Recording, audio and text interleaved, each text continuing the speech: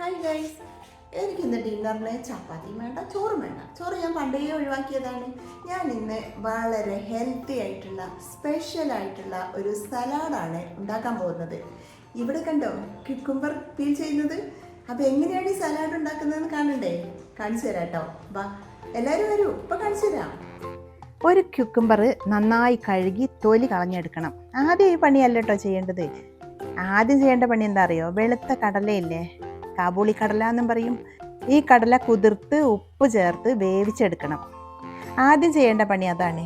ഇനി ഈ വെന്ത കടലയിലേക്ക് ഒരു ക്യാരറ്റ് ചെറുതായി അരിഞ്ഞത് ചേർത്ത് കൊടുക്കണം. ഇനി അടുത്തതായിട്ട് ഒരു സവാള ചെറിയ കഷ്ണങ്ങളാക്കുക, അതും ഈ കടലയിലേക്ക് ചേർത്ത് കൊടുക്കുക. എനിക്ക് സവാള ഇതിൽ കൂടുതൽ ചേർക്കുന്നത് ഇഷ്ടമല്ല കേട്ടോ, അതുകൊണ്ട് ഞാൻ ഒരു സവാളയുടെ പകുതിയേ എടുത്തിട്ടുള്ളൂ. നിങ്ങൾക്ക് സവാള ചേർക്കുന്നത് നല്ല ഇഷ്ടമാണെങ്കിൽ നിങ്ങൾ കൂടുതൽ ചേർത്തോളൂ. പിന്നെ ഇനി എന്താ വേണ്ടത്? മല്ലിച്ചപ്പ് അരിഞ്ഞത് ചേർത്ത് കൊടുക്കുക. കുക്കുംബർ, അതായത് കക്കരിക്ക എന്നും പറയുമല്ലോ നമ്മൾ. ഇത് ഞാൻ പീൽ ചെയ്തിട്ടുണ്ടായിരുന്നുള്ളൂ, അരിഞ്ഞെടുത്തിട്ടുണ്ടായിരുന്നില്ലല്ലോ. അപ്പോൾ ഇനി ഇപ്പോൾ അരിഞ്ഞെടുക്കുകയാണ്.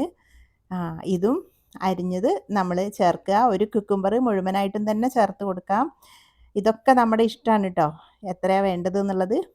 പിന്നെ ചെറിയ കുക്കുംബർ ഉണ്ടല്ലോ, പച്ച കളറിലുള്ള, അതാണെങ്കിൽ കുറച്ചുകൂടി ടേസ്റ്റ് ഉണ്ടാവുമേ. കിയാർ എന്നൊക്കെ ഇവിടെ പറയാറുണ്ട്, അതിന് കൂടുതൽ ടേസ്റ്റ് ഉണ്ട്. ഇനി ഈ ക്യുക്കുംബർ തന്നെ മൂപ്പാകാത്തതാണെങ്കിൽ നല്ലതാണ്.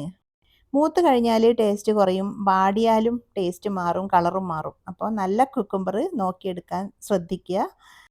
എന്നിട്ട് അതെല്ലാം കൂടി നന്നായിട്ട് ഇളക്കി യോജിപ്പിക്കുക. ഇനി ഇതിലേക്ക് പുളിയില്ലാത്ത തൈരാണ് ചേർക്കേണ്ടത്.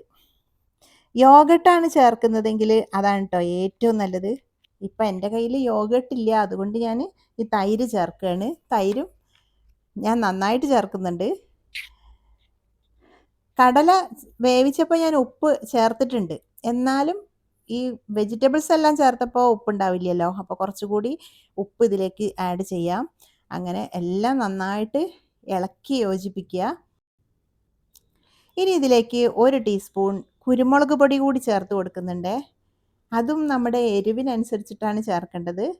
എരിവ് കൂടുതൽ വേണമെങ്കിൽ കുരുമുളക് പൊടി ഒരല്പം കൂടുതൽ ചേർത്തോളാം. എരിവ് വേണ്ടെങ്കിൽ അതിനനുസരിച്ച് കുറയ്ക്കുകയും ചെയ്യുക. ഉപ്പും അങ്ങനെ തന്നെ, പോരെങ്കിൽ വീണ്ടും ചേർത്ത് കൊടുക്കാം. ഇതെല്ലാം കഴിഞ്ഞാൽ ഇനി ഒരു ചെറുനാരങ്ങയുടെ പകുതി പിഴിഞ്ഞ് ഇങ്ങനെ നീര് ചേർത്ത് കൊടുക്കുക. എന്നിട്ട് അതെല്ലാം കൂടി നന്നായിട്ട് ഇളക്കി യോജിപ്പിക്കുക.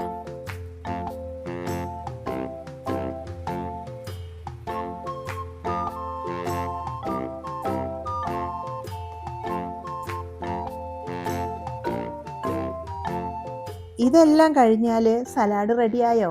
ഇല്ല. ഇനി ഒരൈറ്റം കൂടി ഞാൻ ചേർത്ത് കൊടുക്കുന്നുണ്ട്. ഇത് കണ്ടോ, പൊമഗ്രനേറ്റ്. ആഹാ, കളർഫുൾ ആയിട്ടിരിക്കാൻ പൊമഗ്രനേറ്റ് കൂടി വേണം.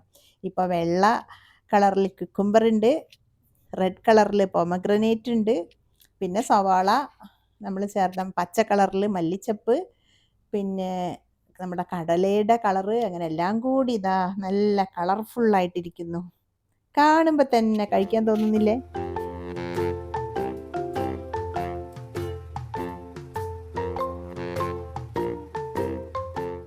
ഞാൻ ഒന്ന് കഴിച്ചു നോക്കട്ടെ കേട്ടോ, എങ്ങനെയുണ്ടെന്ന്.